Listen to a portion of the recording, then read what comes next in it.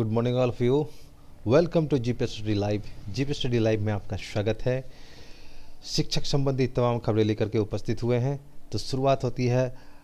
दरभंगा शिक्षा विभाग ने नियुक्ति पत्र देने के लिए लेटर जारी कर दी। शिक्षक नियोजन में चयन में फर्जीवाड़ा, इसके क्या डिटेल्स है ये भी आपको बताएंगे और इसमें क्या समस्या आई है वो भी बताएंगे। यह क्या हो गया, शिक्षा का निजीकरण शुरू हो गया है, तो किस राज्य में शिक्षा का निजीकरण शुरू हुआ है, कहाँ शुरू हो गया है, वो उसकी जाने में भी बताएंगे। साथ ही फर्जीवाड़ा शिक्षण से पूर्वी अभ्यर्थियों का चयन हो गया। साथ ही आप जानेंगे कि एमबीए बीटेक वाले भी आप शिक्षक बनेंगे। साथ में अन्य खबर भी है, इसको छोड़ेंगे तो आपको जानकारी अधूरी रह जाएगी। चलिए, इस चैनल पर आप नए हैं तो इस चैनल को लाइक सब्सक्राइब तथा शेयर भी कर दें। शुरुआत करते हैं पहले हेडलाइन से। देखिए, भागलपुर ने जिला शिक्षा पदाधिकारी ने भागलपुर ने जो है वो आपको नियोजन इकाई का नाम जो है वो क्लियर कर दिया है। यहाँ पे काउंसलिंग की तिथि भी निर्धारित कर दी है 19/1/2022 की। और अपर मुख्य सचिव शिक्षा विभाग बिहार पत्रांक के ज्ञापांक 1384 ज्ञापांक 20/12/2000 द्वारा वर्तमान शिक्षक नियोजन प्रक्रिया के अंतर्गत तृतीय चक्र की यानी थर्ड काउंसलिंग की तिथि निर्धारित की गई है और जिसमें दिनांक 19/1/2022 को वर्ग 1 से 5 तक के लिए ये जो है निर्धारित किया गया है। मुख्यालय में काउंसलिंग की स्थल निर्धारित रूप से रूपेण निर्धारित की गई है। काउंसलिंग का स्थल आपको हो गया राजकीय इंटर जिला स्कूल भागलपुर। साथ ही आपको नगर पंचायत नौगछिया में 19/1/2022 को राजकीय बालिका इंटर विद्यालय भागलपुर रखा गया है। तो प्रत्येक काउंसलिंग इकाई द्वारा काउंसलिंग के दिन अपराह्न 5 बजे तक रिक्त पदों पर आधार पर आपको चयनित अभ्यर्थियों की सूची जो है जारी हुई है और उसकी सूचना जिला मुख्यालय को देंगे ताकि चयनित सूची एनआईसी के वेब पोर्टल पर अपलोड कराया जा सकेगा। तो आप देख सकते हैं यहाँ पे जिला शिक्षा पदाधिकारी भागलपुर दिया गया है ज्ञापांक और यह लेटर 3/1/2022 को जारी किया गया है। जो जितने भी थर्ड काउंसलिंग में शामिल होने वाले लोग हैं, अभ्यर्थी हैं, इस लेटर को पढ़ लें और अपने निर्धारित स्थान पे जाकर के काउंसलिंग करा लें। अगला लेटर हम लोग देखते हैं। तो अगला लेटर आपको कार्यालय जिला शिक्षा पदाधिकारी मुंगेर की तरफ से आया है और यहाँ पे जो है आपको ज्ञापांक संख्या 7 विविध 25/2019 1384 दिनांक 20/12/2021 को आलोक में पंचायत बिहार पंचायत प्रारंभिक शिक्षक नियोजन सेवा शर्त की नियमावली 2022 यथा संशोधित विहित प्रावधानों के आलोक में जो है आपको 2019 और 20 के प्रथम चक्र और द्वितीय चक्र की काउंसलिंग की चयन प्रक्रिया समाप्त होने के उपरांत जिन नियोजन इकाई में विभिन्न कारणों से काउंसलिंग नहीं हो सकी अथवा कतिपय कारणों से रद्द कर दी गई है, उन नियोजन इकाइयों की तृतीय काउंसलिंग जो है वो आपको निर्धारित तिथि के अनुसार काउंसलिंग निर्धारित स्थल पर चयन आपको अपने अपने प्रखंड मुख्यालय में किया जाना है। तो यहाँ पर दिया हुआ है हवेली खड़गपुर, उसके बाद धरहरा। तो यहाँ पर पंचायत नियोजन इकाई का नाम है बैजलपुर बरोई। इसमें रिक्त पदों की संख्या आपको 8 है। उसके बाद बरोई में 7 है। काउंसलिंग की तिथि जो है 28/1/2022 यानी जनवरी में 28 तारीख को रखा गया है। ये भी 28 तारीख को रखा गया है। उसके बाद आपका महगमा हो गया, औरा बगीचा हो गया, शिवकुंड हो गया। काउंसलिंग स्थल निर्धारित किया गया आपको प्रखंड मुख्यालय हवेली खड़गपुर मुंगेर। उसके बाद प्रखंड मुख्यालय धरहरा मुंगेर। इसका टाइमिंग जो दिया गया है आपको 11:30 बजे पूर्वाह्न से आपको 4:30 बजे अपराह्न तक दिया गया है। तो ये निर्धारित टाइम पर आप पहुंच करके वहाँ पे आप जहाँ पे रिक्त स्थान बचे हुए हैं वहाँ पे काउंसलिंग ज़रूर करा लें। अगला लेटर जो है हम विभागीय लेटर आपसे देखेंगे। नेक्स्ट लेटर है आपका। देखिए, खुशखबरी ये है कि जो भी शिक्षक अभ्यर्थी वेटिंग में हैं 38,000 के संबंध में वो देख लें कि कार्यालय जिला शिक्षा पदाधिकारी दरभंगा की तरफ से ये लेटर जारी किया गया है। आदेश है कि पटना पत्रांक 1434 दिनांक 29/12/2021 वर्ष 2019-20 में राजकीय प्रारंभिक विद्यालय शिक्षक पद पर चयनित अभ्यर्थियों के दिनांक 25/2/2020 को एक स्थान नियुक्ति पत्र वितरण किया जाना है।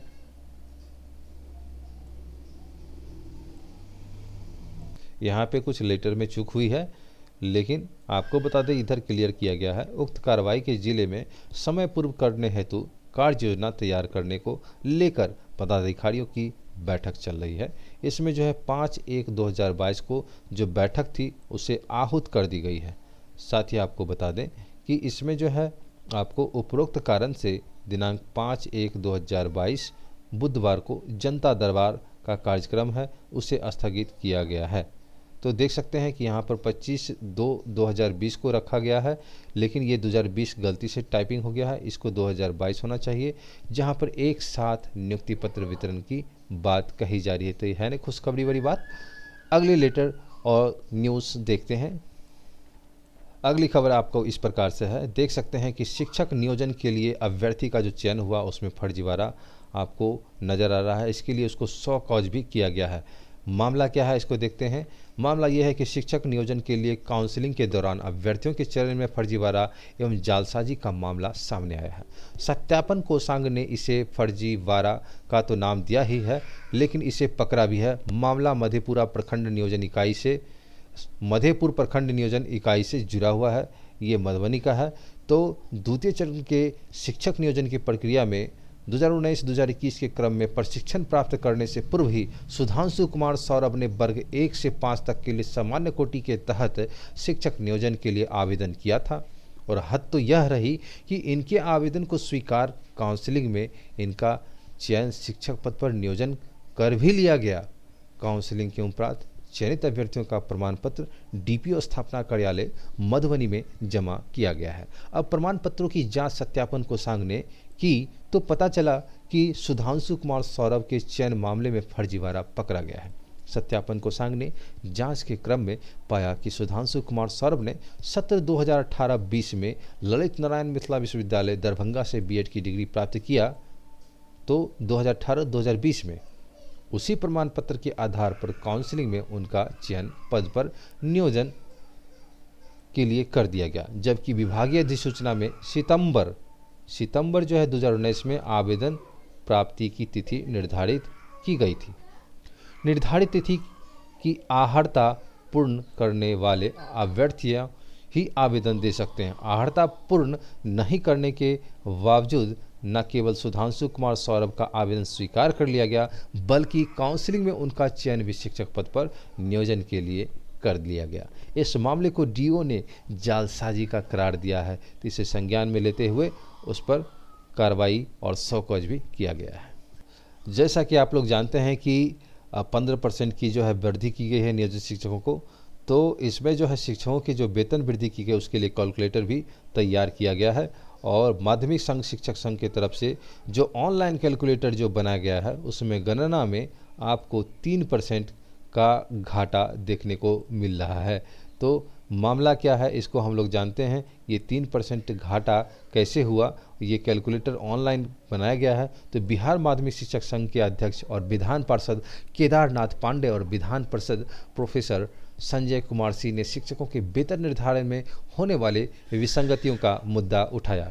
कहा कि ऑनलाइन कैलकुलेटर के माध्यम से शिक्षकों के वेतन निर्धारण के लिए आदेश दिए गए हैं। सरकार का 1 अप्रैल 2021 में शिक्षकों के मूल वेतन में 15% बढ़ोतरी का निर्णय है, लेकिन 1 जनवरी 2022 से वेतन वृद्धि का लाभ देने के आदेश से वेतन निर्धारण में शिक्षकों के 3% वेतन का घाटा हो रहा है।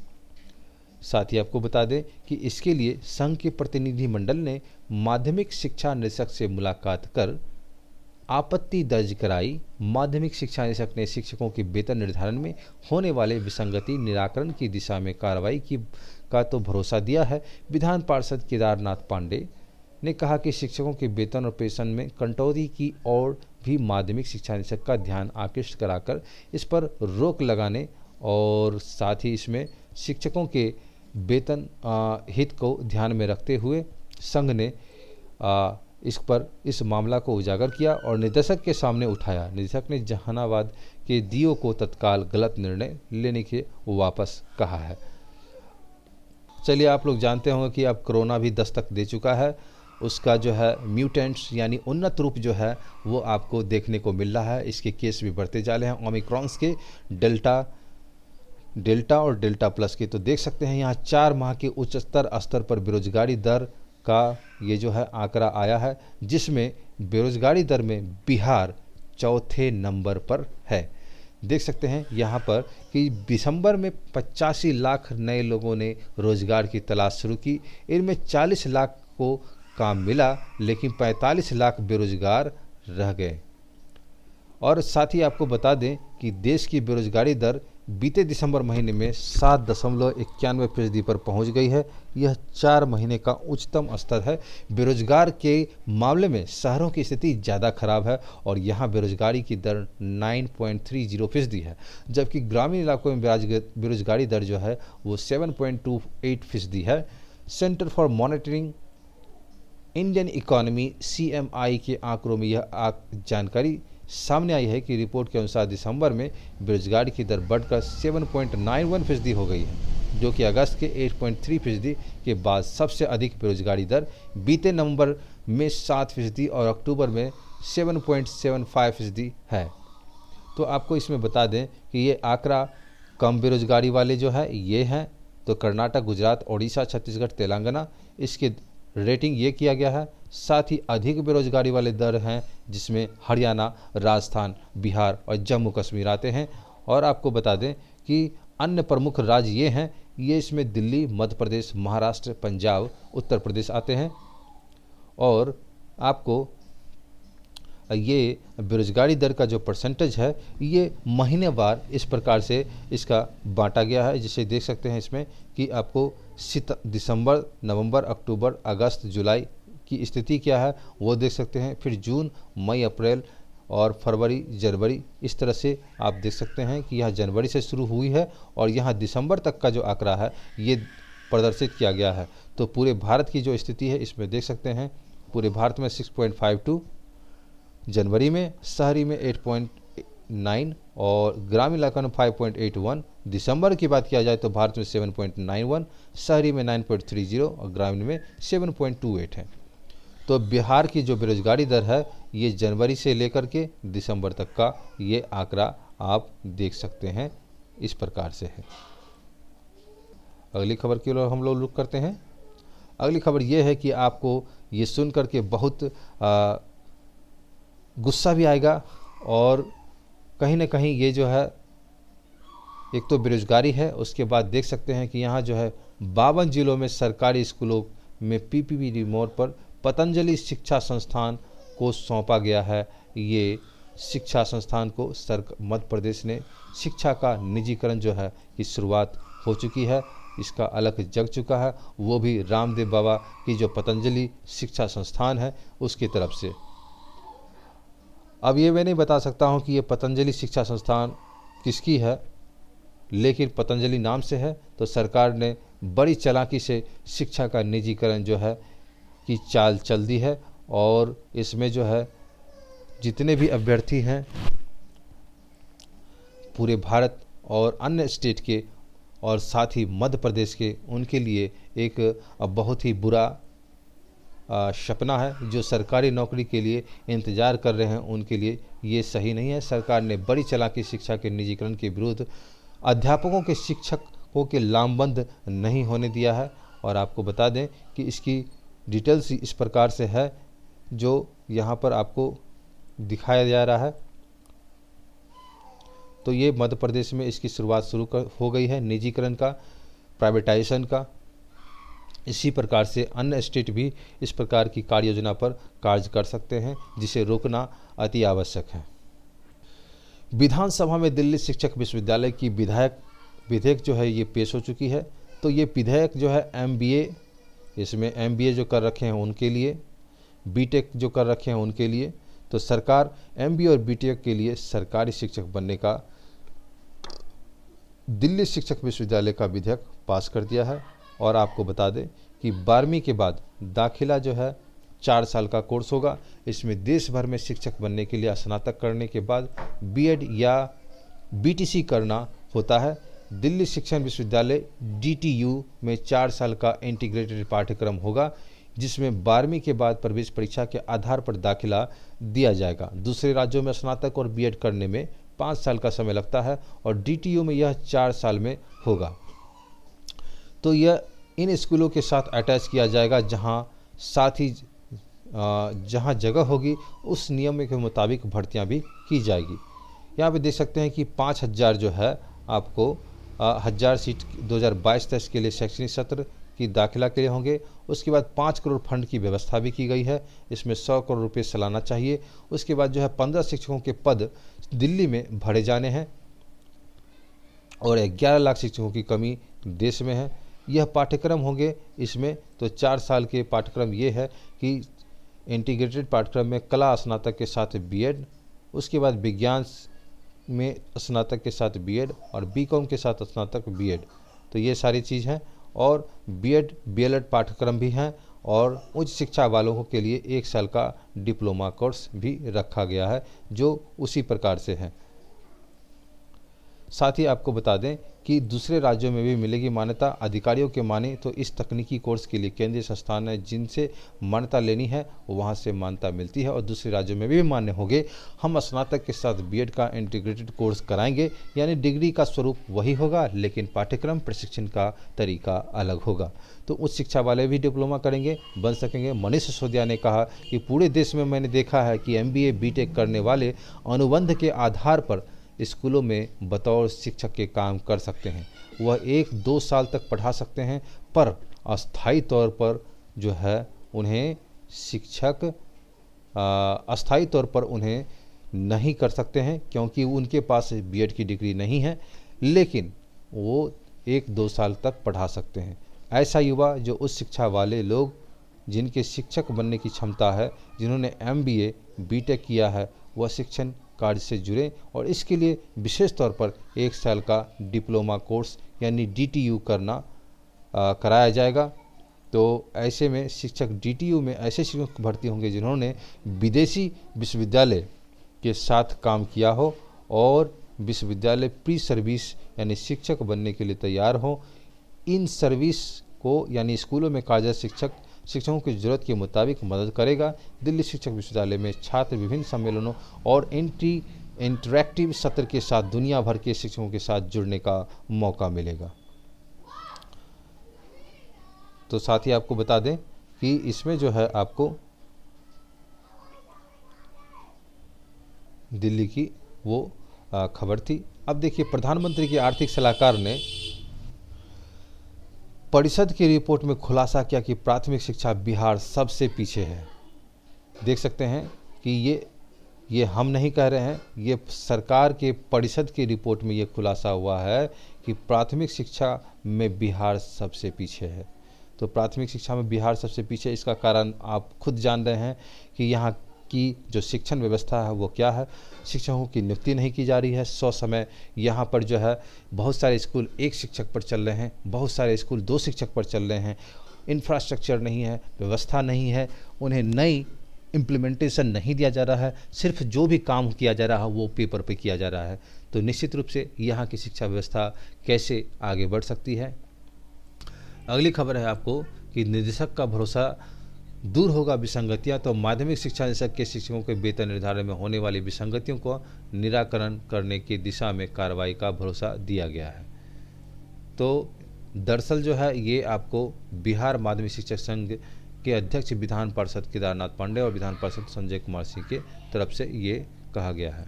अगली खबर आपको BPSC की तरफ से है। BPSC ने क्या कहा है इसके बारे में हम जानते हैं कि हाई कोर्ट ने BPSC को किया तलब और जवाब तलब में आपको प्रथम इंटर लेवल की संयुक्त प्रतियोगिता परीक्षा है 2014 के काउंसलिंग पर रोक लगाने के लिए दायर हुए रीट याचिका पर सुनवाई करते हुए पटना हाईकोर्ट ने बिहार राज्य कर्मचारी चयन आयोग को जो है BPSC ने जवाब तलब किया है। तो देख सकते हैं यहाँ पर BPSC ने जवाब तलब किया गया है। कौन?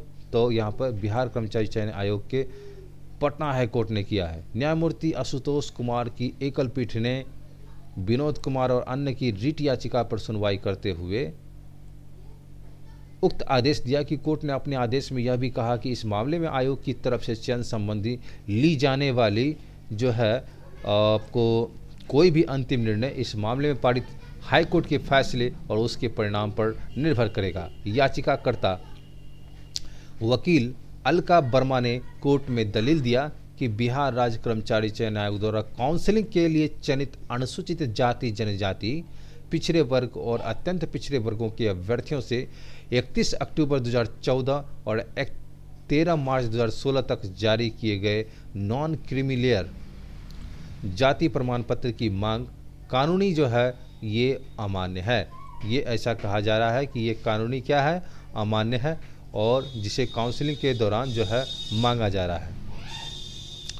तो उन्होंने जो है कोर्ट की तरफ से इसे खारिज किया गया है। और क्योंकि आयोग की यह मांग है कि चयन के लिए प्रकाशित विज्ञापन के खिलाफ इस मामले पर अगली सुनवाई फिर आपको जो है ये 11 जनवरी रखा गया है। तो देख सकते हैं ये बीपीएससी की तरफ का मामला था जो हाई कोर्ट ने इसे संज्ञान में लिया है। देखते हैं अगली खबर। देख सकते हैं कि कैट ने रिजल्ट जारी कर दिया है और इस साल भी 9 छात्रों को 100 परसेंटाइल, चौथे साल भी टॉपर्स भी एक स्थान नहीं रहा और रिजल्ट में जो है इंजीनियरिंग छात्रों का दबदबा रहा। और आपको बता दें कि IIM अहमदाबाद ने सोमवार को कॉमन एडमिशन टेस्ट कैट का परिणाम जारी कर दिया है। टॉपर्स की संख्या दूसरे साल भी 9 रही और जबकि 2017 में 13 और 2018 में 11 और 2019 में 100 परसेंटाइल पाने वाले की संख्या 10 थी। वर्ष 2020 में इस साल के 9 छात्रों को ही 100 परसेंटाइल मिले हैं। लगातार चौथे साल एक भी लड़की टॉपर्स लिस्ट में नहीं है। वर्ष 2017 में छवि गुप्ता को 100 परसेंटाइल मिले हैं। इस साल लड़कियों के कैटेगरी की टॉपर को 99.98 परसेंटाइल मिले हैं। इस बार महाराष्ट्र के 4, यूपी के 2 और पश्चिम बंगाल और तेलंगाना और हरियाणा के एक छात्र को 100 परसेंटाइल मिला है। कुल 19 छात्रों को 99.99 परसेंटाइल अंक मिले हैं और 9.98 परसेंटाइल कैटेगरी में 18 लड़के और 1 लड़की है। और उसके बाद बता दें कि रिजल्ट में इंजीनियरिंग छात्रों का दबदबा रहा। 4 साल से टॉपर्स सूची में इंजीनियरिंग छात्रों का दबदबा रहा है। इसमें 100 परसेंटाइल पाने वाले 7 इंजीनियरिंग बैकग्राउंड से हैं और 99.9 परसेंटाइल पाने वाले 19 में से 16 और 99.98 परसेंटाइल पाने वाले 19 में से 15 छात्र इंजीनियरिंग के छात्र हैं। तो कैट 28 नवंबर को हुआ था और 2.5 लाख स्टूडेंट इसमें जो है हुए थे रजिस्टर्ड और 1.92 लाख ने परीक्षा दी थी। तो कैट आप जानते हैं कि ये एक मैनेजमेंट का एंट्रेंस कोर्स है जिसमें MBA करते हैं। तो इसमें जो है इन लोग के यहाँ से अगर IIM अहमदाबाद से करते हैं तो उन लोग का जो शुरुआती वेतन ही होता है वो लाख प्लस से ही रहता है मंथली और 1.5 लाख 2 लाख करोड़ों में जाता है। कैंपस सिलेक्शन होता है। नेक्स्ट देखते हैं हम लोग। अगली खबर है कि कार्रवाई की बड़ी अधिकारी की बात नहीं मानने पर आरोप है। शिक्षा विभाग ने समग्र शिक्षा के DPO राघवेंद्र मणि त्रिपाठी को सस्पेंड किया गया है। और ये जो है आपको हाल में घुसखोरी को लेकर चर्चा में आए थे DPO और कोरोना काल में DM स्तर से प्रतिनियुक्त मजिस्ट्रेट के रूप में योगदान नहीं करने के मामले में DM के आदेशानुसार यहाँ पर हुआ था। तो बीते माह निगरानी कार्रवाई के द्वारा DPO राघवेंद्र मणि चर्चा में आए थे। निगरानी में हुई शिकायत में BRP गुड्डू कुमार के अलावे DPO भी घूसखोर का आरोप लगा था और शिकायतकर्ता ने DPO पर आरोप लगाया था कि उन्होंने ही BRP से मिलने की सलाह दी थी और इस मामले में निगरानी ने BRP गुड्डू को घूस लेते हुए गिरफ्तार किया गया था। अगली खबर जो है नियोजित शिक्षक जो है उनकी सेवा पुस्तिका को जमा करने का निर्देश दिया गया है। तो देख सकते हैं इसमें सेवा पुस्तिका के बारे में ये दरौंदा के सेवानियोजित शिक्षकों के 1 सप्ताह के अंदर सेवा पुस्तिका को BRC में जमा करने का निर्देश जारी किया गया है। इस संबंध में BO शिवजी महतो ने बताया कि प्राथमिक, माध्यमिक और विद्यालय के सभी शिक्षकों की सेवा पुस्तिका 1 सप्ताह के अंदर जमा करने का निर्देश सभी प्रधानाध्यापक को दिया गया है। अगली खबर आपको बता दें कि प्राइमरी और मिडिल की इस साल मार्च में ली जाएगी परीक्षा और कोरोना के लहर के कारण जो है स्कूलों में पढ़ाई प्रभावित नहीं हुई है। तो प्राइमरी और मिडिल कक्षाओं की इस साल की परीक्षा जो है मार्च में ली जा सकती है। शिक्षा विभाग ने इसके लिए तैयारी कर रहा है और इससे पहले 2 साल से इन कक्षाओं की परीक्षा एवं मूल्यांकन नहीं किए जा सके। बिहार शिक्षा परियोजना जो है के निदेशक श्रीकांत शास्त्री ने बताया कि परीक्षा मूल्यांकन टेस्ट कराने की तैयारी की जा रही है। अनुपस्थित 2 शिक्षकों से पूछा गया है स्पष्टीकरण, और ये मोरबा का, सिवान का प्रखंड के 2 शिक्षकों को जिला शिक्षा पदाधिकारी ने स्पष्टीकरण मांगा है। डीओ के औचक निरीक्षण के दौरान वे अनुपस्थित पाए गए थे। अगली खबर जो है आपको तकनीकी से है। तो बिना इंटरनेट के भी रोज़ आप 2000 रुपये से भुगतान कर सकेंगे। तो एक लेन देन में अधिकतम 200 रुपये और भुगतान की मंजूरी है। आरबीआई की हरी झंडी। इस तरह से लेन देन से किसी अतिरिक्त प्रमाणीकरण की आवश्यकता नहीं होगी।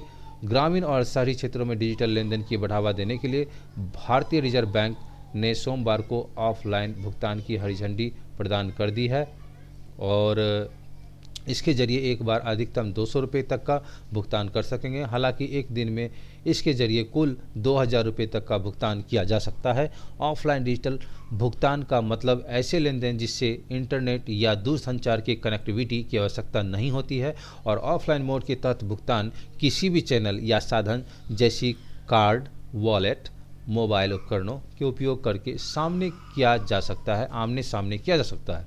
रिजर्व बैंक ने कहा कि इस तरह के लेन देन के लिए किसी अतिरिक्त प्रमाणीकरण की आवश्यकता नहीं होगी। चूँकि यह भुगतान ऑफलाइन है, इसलिए ग्राहकों को अलर्ट SMS, ईमेल के माध्यम से कुछ समय बाद प्राप्त होगा।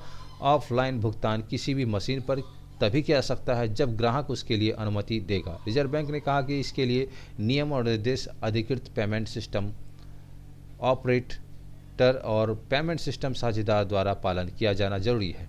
तो पायलट प्रोजेक्ट के द्वारा जो है शानदार नतीजे आए हैं।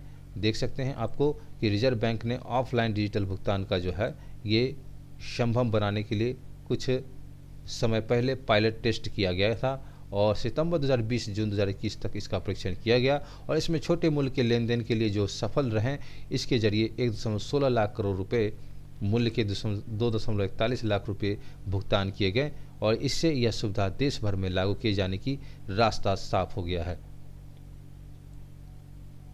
साथ ही आपको बता दें कि फीचर फोन से भी पेमेंट के नियम बन रहे हैं। भारत में तेजी से बढ़ रहे मोबाइल फ़ोन, फीचर फ़ोन और डाटा की उपलब्धता के बावजूद कई इलाकों में ऐसे हैं जहां इंटरनेट की कनेक्टिविटी बड़ी समस्या बनी हुई है। विश्व बैंक का ताज़ा डाटा बताता है कि 2019 में भारत की 41% आबादी तक इंटरनेट की डाटा की पहुंच थी और ऐसे में बहुसंख्य आबादी इंटरनेट की सुविधा से वंचित है। ऐसे में इन इलाकों में ऑनलाइन इंटरनेट से भुगतान की सुविधा देने की कौड़ी साबित हो रही है। इन सभी बातों को ध्यान में रखकर आरबीआई ने बहुत पहले ही ऑफलाइन डिजिटल पेमेंट की तैयारी शुरू कर दी थी और इसके लिए फीचर फ़ोन से भी भुगतान करने के नियम बनाए जा रहे हैं, इसी साल सामने आ सकते हैं। अगली खबर जो है आपको बिहार में पाबंदियों पर आज होगा फैसला। तो मुख्यमंत्री ने कहा कि फिर अचानक से तेज़ी से बढ़ रहे कोरोना संक्रमण को देखते हुए पूरी स्थिति की समीक्षा करने के बाद आगे फैसला लिया जाएगा। तो राज्य में कोरोना संक्रमित की इलाज की व्यवस्था मुख्यमंत्री ने पहले ही और इस बार की तरह जो है उन सभी जगहों पर कोरोना संक्रमित की इलाज की पूरी व्यवस्था की गई है। दवा का भी प्रबंध किया गया है कि ऑक्सीजन को भी कोई समस्या नहीं है और कोरोना के संबंध में हर तरह की तैयारी पूरी कर ली गई है। अगली खबर जो है ये झारखंड से है।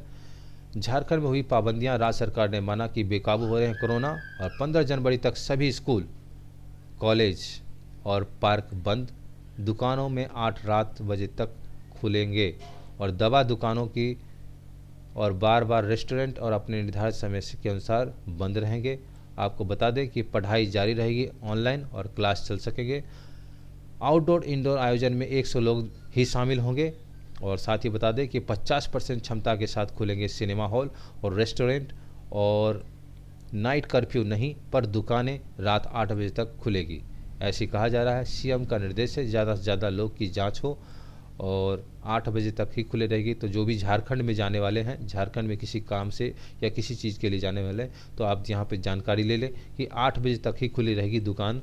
और यहाँ पे जो है कैपेसिटी भी बताया गया है कि 100 लोग ही शामिल हो सकते हैं आउटडोर इंडोर आयोजन में और पढ़ाई भी जारी रहेगी। पार्क, पूल और स्टेडियम आदि कर्मी का काम करते रहेंगे और 50% क्षमता के साथ खुलेंगे सिनेमा हॉल।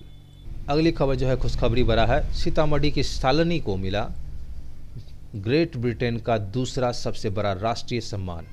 तो देख सकते हैं यहाँ पे कि कभी विश्व की सर्वोत्तम आर्थिक शक्ति रही ब्रिटिश अर्थव्यवस्था ने आज संसार में 13वें पायदान पर है। इसी अर्थव्यवस्था को आगे बढ़ाने के लिए सकारात्मक सोच, सृजनशील और उद्यमी को एक मंच पर लाने और उन्हें सक्रिय करने के उल्लेखनीय योगदान के लिए सीतामढ़ी की बेटी आशा खेमका की बेटी शालिनी खेमका को ग्रेट ब्रिटेन के दूसरे सबसे बड़े सम्मान, राष्ट्रीय सम्मान Commander of the Order of the British Empire से सम्मानित किया जाने की घोषणा की गई है।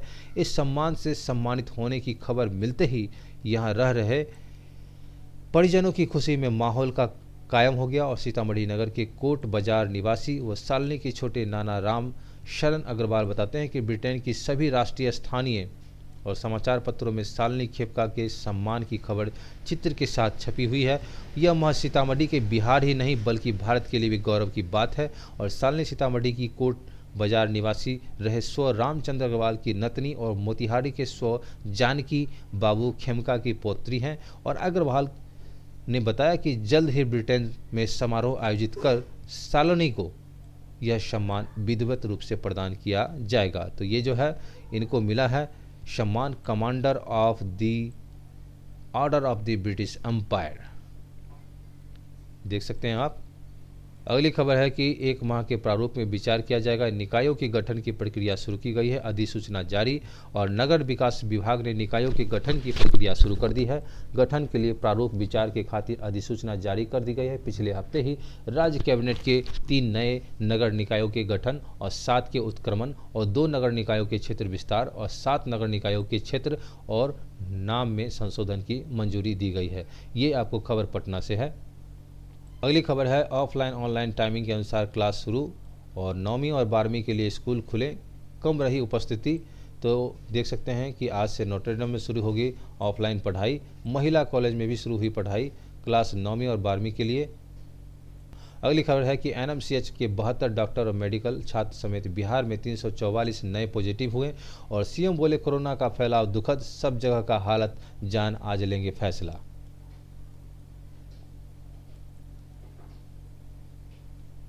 तो यहाँ पर देख सकते हैं स्कूल, कोचिंग, जो राजनीतिक, सामाजिक, धार्मिक कार्यक्रम, इन सारों पर भी नकेल कसे जाएंगे। अगली खबर जो है आपको देख सकते हैं बिहार में पहले दिन 15 से 18 साल के 1.65 लाख और देश भर में 41 लाख टीनेजर्स को लगे कोरोना टीके। टीन इंडिया देख सकते हैं हमारी शुरुआत दमदार, क्योंकि अमेरिका में इतने टीनेजर्स को टीका लगने में 33 दिन लगे थे। और बेस्ट परफॉर्मर हिमाचल, आंध्र प्रदेश, मध्य प्रदेश और गुजरात हैं। 4 राज्यों ने पहले ही दिन 15% से ज़्यादा किशोरों को टीके लगाएं। और ये जो है इस तरह से ग्राफ या डाटा दिया गया है। देख सकते हैं आप कि हिमाचल प्रदेश जो है 15 से 18 साल बाद 72,480 सिंगल डोज। और पहले दिन अरुणाचल प्रदेश, चंडीगढ़, लक्षद्वीप, मणिपुर, मेघालय, तेलंगाना, पौंडीचेरी 15 से 18 साल तक के 2% से बच्चों को भी पहली डोज लग सकती है। सोमवार को देश में रिकॉर्ड 1.12 लाख टीकाकरण केंद्र बने हैं, जो मंगलवार को भी खुले रहेंगे।